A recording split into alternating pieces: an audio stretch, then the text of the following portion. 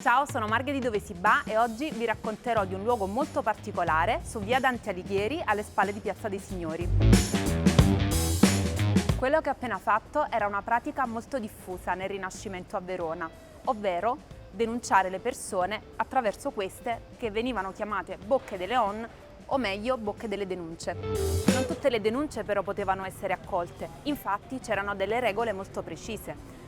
Intanto dovevano essere firmate perché erano segrete ma non anonime. In più dovevano essere citati almeno 3 testimoni e le prove dovevano avere un valore, diversamente le denunce venivano bruciate. A ciascuna di queste bestiali presenze corrispondeva ovviamente un reato, ad esempio questa era per i contrabbandieri di polvere. E qui nel centro storico ne esistono addirittura 3 diverse.